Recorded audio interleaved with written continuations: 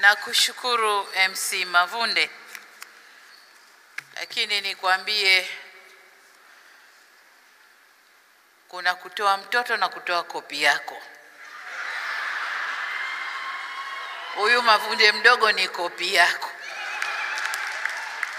Sasa hatujui kile Kilatini kama cha kweli au kama babake anavyotuvunga, hatujui, lakini kopi yako. Hongera sana.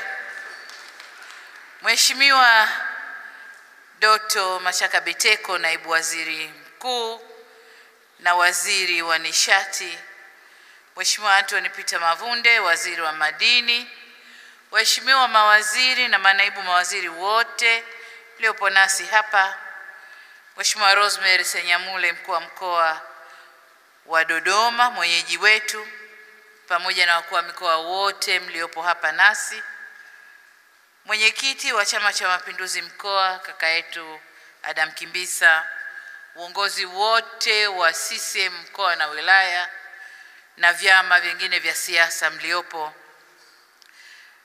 Mheshimiwa mwenyekiti wa kamati ya kudumu ya Bunge ya nishati na madini, na hapa leo tuna makamu mwenyekiti Mheshimiwa Kirumbe Ngenda, kini mheshimiwa mwenyekiti wa kamati ya kudumu ya Bunge ya uwekezaji mitaji ya umma ndugu yetu Dius Sangu,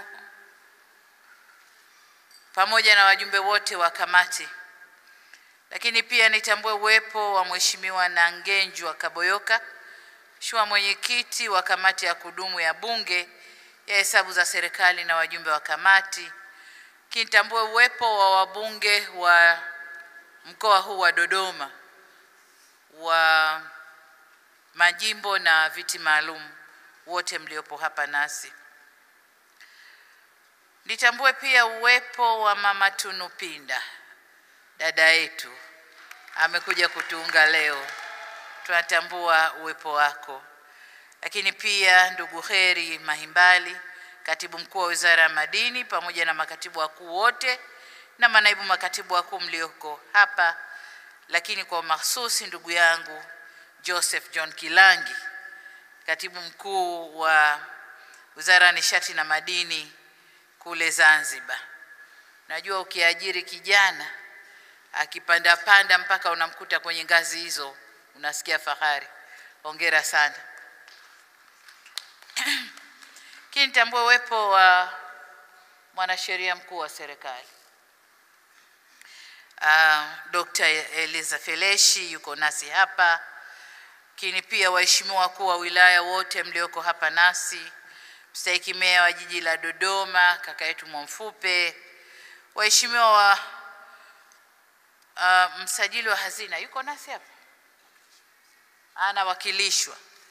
anawakilishwa Dr. Abdurrahman S. Mwanga, kamishna wa madini Tanzania, Mheshimiwa Lucas Seleli, makamu mwenyekiti wa bodi ya STAMICO na wajumbe wa bodi, Profesa Idris Kikula, mwenyekiti wa tume ya madini, ndugu wenye vitu wa bodi na taasisi za wizara mliopo, viongozi wa watumishi wote wa wizara, Dr. Venus Mwase, mkurugenzi mtendaji wa shirika la madini la taifa STAMICO, pamoja na wakuu wa taasisi zote zilizo chini ya wizara mliopo hapa nasi, mhandisi Philbert Ruemamu, mwenyekiti wa chemba ya madini, lakini pia ndugu John Wambura Bina oye, rais wa FEMATA, na mara nyingi wakimuta wanaambia rais kwa ara ndogo, usijali hata ara kubwa wejibebe tu.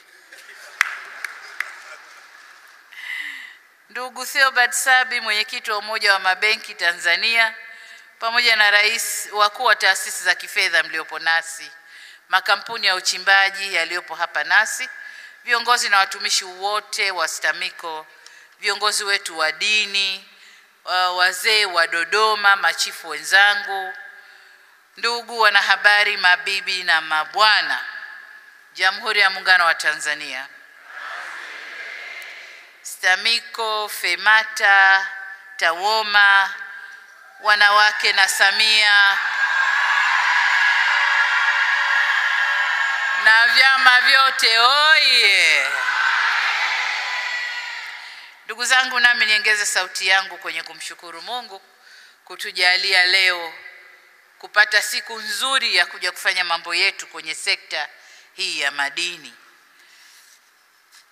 Nimshukuru Mheshimiwa Waziri pamoja na uongozi wa Wizara ya Madini kwa kunialika na kunipa heshima ya kuwa mgeni rasmi katika shughuli hii muhimu, na nitumie pia fursa hii kuwashukuru wadau wote wa sekta ya madini pamoja na washiriki wote wa hafla hii kwa uwepo wenu. Ndugu zangu, kwa namna ya kipekee nimshukuru sana Naibu Waziri Mkuu ndugu Doto Mashaka Biteko ambaye sasa ni Waziri wa Nishati kwa kazi kubwa aliyoifanya ndani ya sekta hii.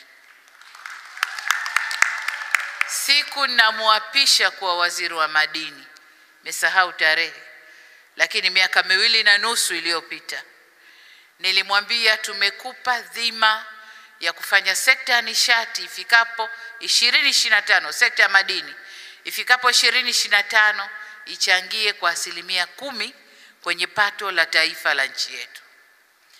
Dr. Biteko amefikisha 10% mwaka jana mwisho wa mwaka. Kwa hiyo ametumia muda mfupi kuliko tulivyo mkadiria. Sasa nikaona mbinu ile ile aliyoitumia kule nimpandisha awe naibu waziri mkuu aje atusaidie huku, lakini nimkabidhi na nishati aende akatusaidie kwenye nishati. Kwa hiyo Dr. Pole na hongera.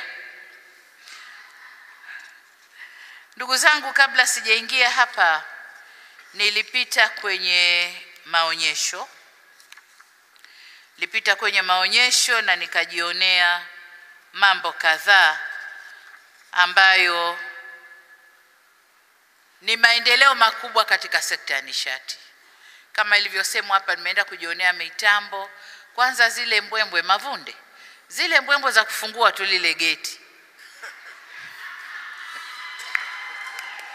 Amenambia Mheshimiwa zungusha kulia, nazungusha, anamwambia mbona akitokea kitu angalia nyuma geti linafunguka. Nilivyoingia kwenye geti niliyoyakuta sijaamini. Kwa hiyo pia nilipita kwenye maonyesho na kuona kazi zinazofanywa na taasisi mbalimbali zilizoko kwenye madini. Hongereni sana. Lakini pia niseme kwa Mheshimiwa Mavunde, na wewe nikupongeze sana kwa nafasi uliopewa kusimamia sekta hii. Wamesema hapa kwamba wewe ni mwenzao, umetokana na wao, nami nikatumia kigezo hicho kukurudisha uende ukafanye nao kazi pamoja, nikijua unajua lugha yao na unawaelewa vizuri, nikaona nikurudishe uende ukafanye nao. Na kubwa nililoliona wazi kwanza nilipoingia, umeingia na zile fikra ulizotoka nazo kilimo. Kwanza vision, kule kilimo walizaa vision 1030 kwamba ifikapo mwaka 2030 kilimo kama sekta ichangie 10% kwenye pato la taifa. Kwa hiyo amekuja huku ifikapo 2030 kwamba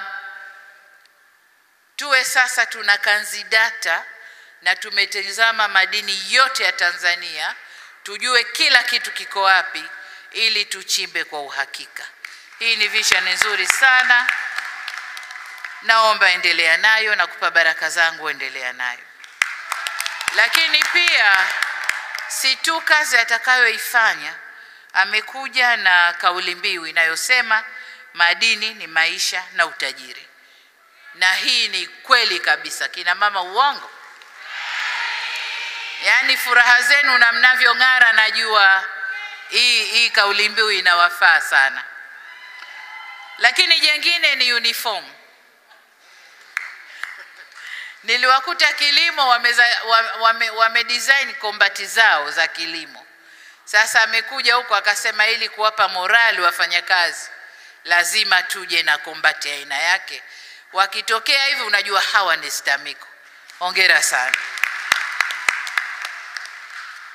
Kwa hiyo baada ya hayo, ndugu zangu, niseme kwamba serikali inatambua na kuthamini mchango wa shughuli za uchimbaji au uchimbaji mdogo katika kutoa ajira, kuboresha kipato cha mtu mmoja mmoja na kukuza uchumi wa nchi kwa ujumla.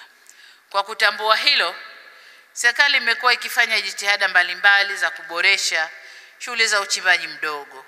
Tutakumbuka kuwa serikali ilifuta kodi ya ongezeko la thamani ya 18% pamoja na kodi ya zuio ya 5% kwa wachimbaji wadogo watakaouza madini yao kwenye masoko ya hapa ndani, masoko ya madini ya hapa ndani.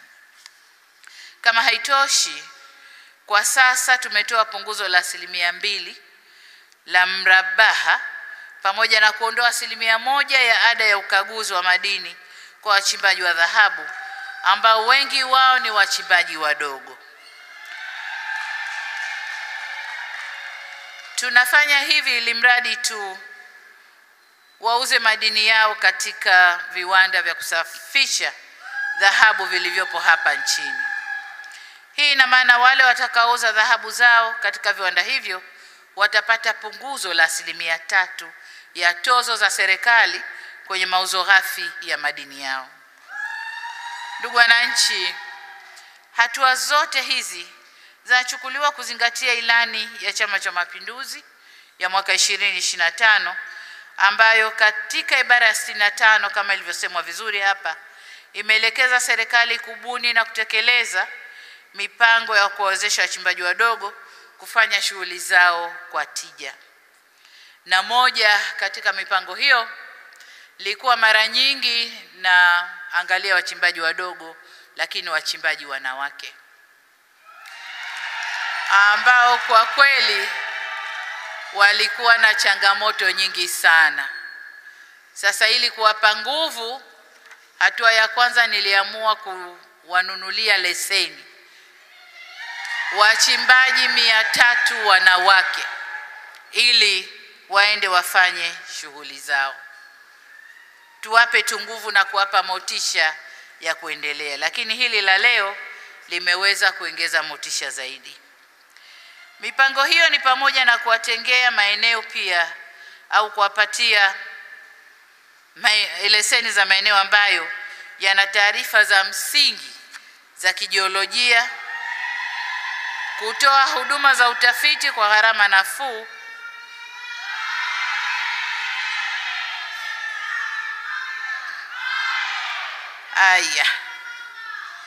kutoa huduma za utafiti kwa gharama nafuu na kuwapa mafunzo yanayohitajika kuhusu uchimbaji na biashara ya madini.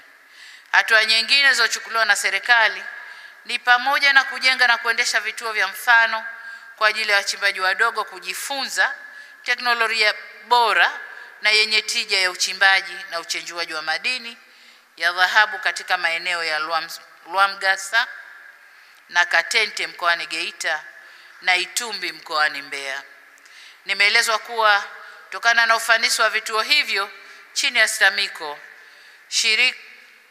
shirika kwa sasa limeandaa mpango wa kupanua vituo hivyo ili viweze kutoa huduma kwa wachimbaji wengi wa dhahabu na kuongeza tija, pamoja na vituo vipya vya mafunzo vya madini ya chokaa kule Tanga na chumvi kule mkoani Lindi. Ndugu wananchi, wakati wa ziara yangu mkoani Lindi nilielezwa kuwa changamoto kubwa na ya muda mrefu sio wachimbaji wa chumvi, watengenezaji wa chumvi au wazalishaji wa chumvi. Kwa hiyo changamoto kubwa ya wazalishaji wa chumvi mkoani Lindi na Mtwara inaelekea kupatiwa suluhisho na STAMICO, ambapo shirika litajenga kiwanda kikubwa cha kusafisha chumvi ili ipate ubora stahiki pamoja na kuweka shamba darasa. Kwa STAMICO niwaombe sana muendelee na jitihada hizi na muwatupie jicho wazalishaji wa chumvi maeneo yote ya Tanzania. Sasa mnapowasaidia wazalishaji wa chumvi Lindi, msiwasahau wakina mama wa Singida ambao kwa muda mrefu kwa muda mrefu na wenyewe wamejiajiri kwenye uzalishaji wa chumvi ijulikanayo kama chumvi ya Kinangali. Na hivi karibuni nilipokuwa kwenye ziara mkoani Singida, nilielezwa kuwa katika eneo hilo hakuna uwekezaji mkubwa ambao umefanyika hadi sasa. Ni eneo ambalo likipewa mkazo litakuza kipato cha wananchi, hususan wanawake. Kwa hiyo nataka STAMICO mlitembelee eneo hilo na pia kuangalia namna ya kuwasaidia. Waheshimiwa viongozi na ndugu wananchi, serikali inafahamu kuhusu changamoto ya wachimbaji wadogo ya kufanya uchimbaji bila kuwa na taarifa za kiikolojia, jambo ambalo limesababisha kwa muda mrefu wafanye uchimbaji wa kubahatisha na kushindwa kukopesheka na kukosa taarifa madhubuti za uwepo wa mashapo. Ili kutatua changamoto hiyo, Waziri wa Madini ameeleza vyema mpango wa serikali ambao ni sehemu ya dira ya 2030 au Vision 2030 unaoelekeza kufanya utafiti wa madini kwa kutumia teknolojia ya kisasa ile aliyoisema ya High Resolution Airborne Geophysical Survey ifikapo mwaka 2030 au mapema jinsi itakavyowezekana. Na mpango huo utatekelezwa katika eneo kubwa zaidi ili nchi yetu iweze kuboresha taarifa za kiikolojia zilizopo ambazo kwa sasa eneo lililopimwa kama alivyosema ni 16% tu ya nchi nzima. Sasa hapa ni pale tunaposema tuna utajiri lakini tumeukalia. Sababu tumepima eneo dogo na ndilo tunalolitumia, lakini matokeo yake au mapato yake kama alivyosema waziri ni makubwa. Kwa hiyo tukienda mara 2 zaidi ya 16 nchi hii, hatutakwenda kuwa na mikopo, hatutakwenda kuwa na mapungufu katika bajeti zetu. Tutaweza kuzalisha fedha ya kutosha ya kwenda na mambo yetu. Upatikanaji wa taarifa hizi kama nilivyosema utasaidia kubainisha viashiria vya uwepo wa madini kwenye miamba kwa maeneo mbalimbali, hivyo kuwezesha kufanya utafiti wa kina wa madini ya aina mbalimbali hapa nchini. Lakini faida nyingine ni kama alivyosema waziri, kwa sekta mbalimbali kufaidika na utafiti utakaofanywa na madini. Kama sehemu ya hatua za mwanzo kabisa za utekelezaji wa mpango huo, leo tumezindua mitambo mitano yenye thamani ya shilingi bilioni 2.73 ambayo iko tayari kufanya kazi katika maeneo ya wachimbaji wadogo hapa nchini. Nimeambiwa mitambo ambayo leo tumeizindua ipo mitano. Jumla mitambo yote itakuwa 15 yenye thamani ya fedha ambazo waziri amezitaja, ambayo serikali imepanga kuinunua kwa ajili ya wachimbaji wadogo ndani ya mwaka huu wa fedha. Nimeambiwa ifikapo mwisho, hivi ni mwisho wa mwaka huu, mitambo yote 15 itakuwa imefika. Juni mwakani mitambo yote 15 itakuwa imeshapokelewa hapa nchini na kwenda kufanya uchorongaji ili tuwe na taarifa za uhakika kwa ajili ya wachimbaji wadogo. Ni imani yangu kwamba mitambo hiyo itakuwa chachu ya ukuaji wa shughuli za wachimbaji wadogo, kwa kuwa itawezesha wachimbaji sasa kupata taarifa za uhakika za kiikolojia zilizopo chini ya ardhi na hivyo kuacha uchimbaji wa kubahatisha. Lakini pia italeta unafuu. Nimeambiwa kwamba kwa sasa mnakodi mitambo ile na kulipa Rr3 kwa kila mara ambapo uchorongaji unafanywa. Kwa itakwenda kuwapunguzia gharama wachimbaji wadogo na kuifanya sekta kukua na kuimarika.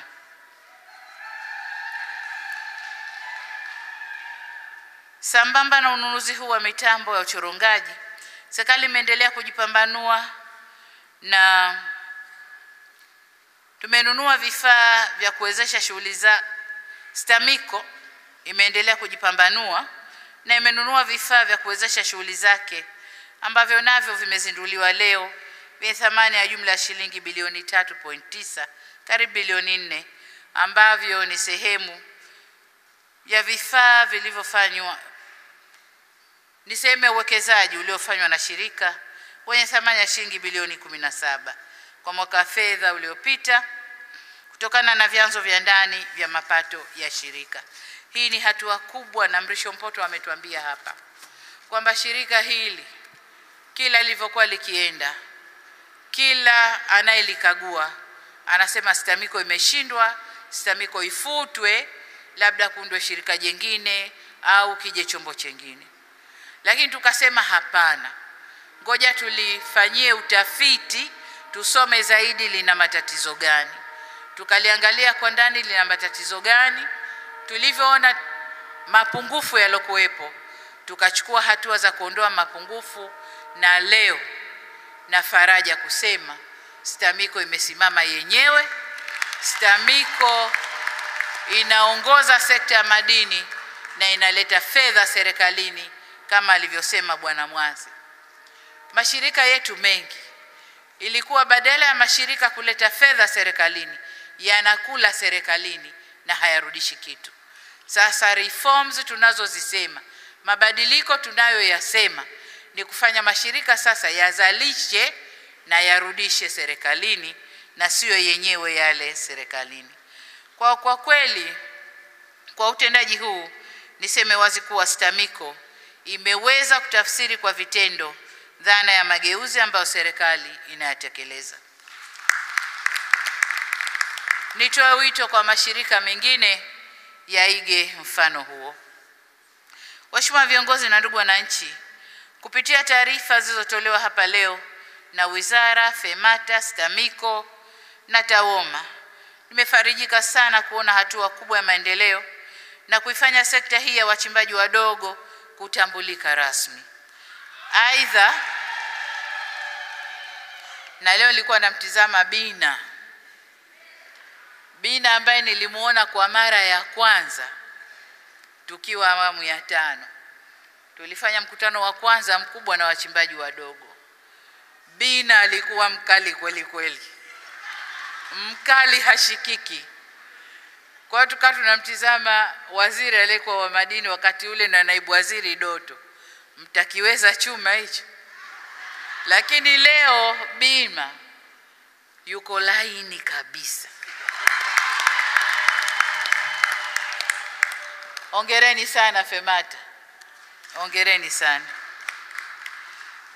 Kwa niseme kwamba sekta hii sasa imekuwa imeimarika na inatambulika rasmi. Aidha, kupitia mipango iliyotajwa, nimeona dhahiri kuwa sekta hii ya uchimbaji madini inaenda kuwa sekta muhimu sana kwenye ukuaji wa uchumi wa nchi yetu, na kwamba itastawisha maisha ya wachimbaji wadogo. Mmenifurahisha kwa namna mnavyoshirikiana kati ya wizara, STAMICO, FEMATA na TAWOMA katika kubuni, kupanga na kutekeleza mikakati mbalimbali ya kutatua changamoto zinazomkabili mchimbaji mdogo. Hakika hili ni jambo la kutia moyo sana, na serikali ipo tayari kuunga mkono katika utekelezaji wa mikakati mlioianzisha. Jambo jingine nataka kulipongeza leo hapa ni kukamilika sasa kwa ile mitambo ya kutengeneza mkaa mbadala. Kulikuwa na mtambo mmoja ukafanywa majaribio, ukafanywa majaribio mkaa wenyewe mpaka wakathibitisha kwamba huu mkaa sasa unaweza kutumika kwenye jamii bila kuleta madhara. Leo nimeshuhudia uzinduzi wa mitambo mingapi ile? Mitatu ambayo itasambazwa maeneo mbalimbali kwenye malighafi ya kutengeneza mkaa ule, na mitambo ile inakwenda kukabidhiwa kwa wanawake walio kwenye sekta ya madini au wanawake mbalimbali, wanawake na Samia, ambao wakatengeneze mkaa utakaotumika majumbani kuwapunguzia bugdha ya nishati safi wanawake wenzao. Kwa hiyo hongereni sana, na ni imani yangu kwamba mtakwenda kuifanya kazi kwa uhakika. Uzalishaji utakuwa wa kutosha ili wanawake wengi wapate kutumia mkaa ule na kupunguza matumizi ya makaa yanayotokana na miti, lakini kuni zinazoleta misitu kukatwa. Kwa niwaombe sana, kajitumeni, fanyeni kazi, biashara ndio hiyo, na hayo ndio mazingira mazuri tunayowaandalia ili kuimarisha hali za maisha za wanawake. Ndugu wananchi, pamoja na mitambo ya vifaa tulivyozindua leo, pia tumeshuhudia shirika letu la madini STAMICO likisaini mikataba mbalimbali ya kibiashara na wateja wake. Nawapongeza sana STAMICO na wadau wake kwa kufikia makubaliano yaliyosainiwa leo, na pia nitoe rai kwa wadau wengine kuendelea kuliamini shirika letu kwa kufanya nao biashara na mashirikiano mbalimbali ya kibiashara, kwani kwa sasa tumejiridhisha pasipo shaka kwamba ubunifu, umakini na weledi wa uongozi na management ya shirika letu unaleta tija ya kutosha. Ndugu zangu, wakati nikielekea kuhitimisha, nataka niwahakikishie wachimbaji wadogo wa madini nchini kwamba serikali itaendelea kuchukua hatua mbalimbali za kuboresha mazingira ya uchimbaji pamoja na biashara ya madini ili muweze kuboresha maisha yenu na kuchangia kwenye uchumi wa taifa. Hivyo wito wangu mkubwa kwenu ni kuunga mkono jitihada hizi za serikali na kuhakikisha kuwa mnauza madini yenu katika viwanda vyetu vya kusafisha dhahabu ili kuchochea uchumi wa viwanda. Aidha, napenda kuwaasa kuachana na vitendo vya utoroshaji wa madini. Hii sijui mnafanya hivi kwa faida ya nani? Sababu kama ni wazalendo msingethubutu kutorosha madini wakati ndani tuna viwanda vinaangalia mali ghafi. Sasa hii mimi naifananisha na kama yule muizi aliyobobea kuiba, kuna siku akakosa cha kuiba, akavua kofia yake mwenyewe akaitegesha. Hasa akawa anavizia, anatizama watu hawanioni, anakwenda anaiba chapa, alafu anafurahi sijaonekana. Sasa ni sawa na hawa wanaotoresha madini. Sababu madini viwanda viko ndani, tupelekeni viwandani madini yakasafishwe, yakaongezwe thamani, tupate bidhaa iliyoongezwa thamani, tuuze kwenye masoko ya dunia. Lakini leo unaangalia sionekani kushoto, kulia, katikati, unachepuka na madini kwenda kuyapeleka nje. Sasa huu sio uzalendo wala sio utanzania. Kwa wale wenye tabia hiyo niombe sana, acheni tabia hiyo. Viwanda viko ndani, soko liko ndani, bei ni nzuri tu. Sasa kama kuna watu uko mengia nao mkataba, waambie siku hizi hairuhusiwi. Na tukikukamata, waliokamatwa juzi wanajua kazi yetu. Sasa tuchukue hatua za kujenga tasnia imara ya uchimbaji madini yenye uthabiti na uwajibikaji, sio hila ujanja, hapana.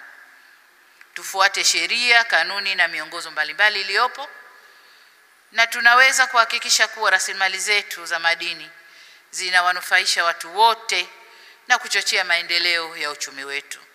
Ni wajibu wetu kuhakikisha kuwa madini yanachimbwa kwa njia endelevu na kwa manufaa ya vizazi vya sasa na vijavyo, na ndio maana serikali yenu tunatumia fedha nyingi kuhakikisha mnakwenda kuchimba kwa njia endelevu na kwa njia ambayo haitaharibu mazingira yetu Tanzania.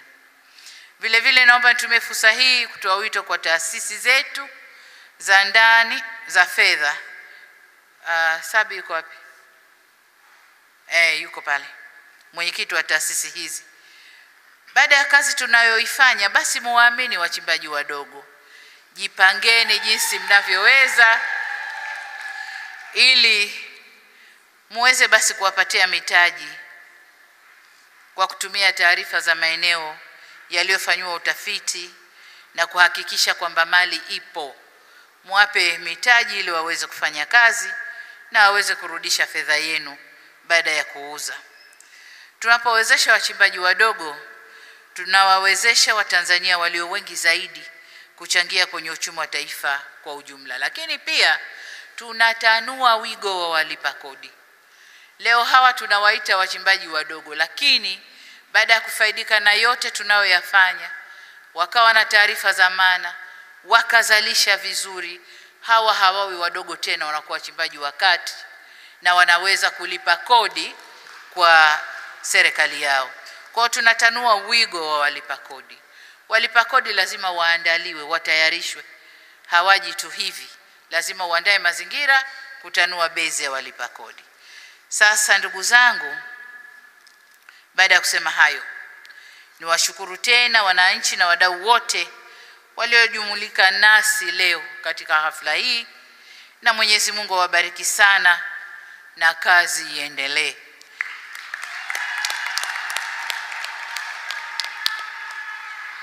Nina maombi mawili.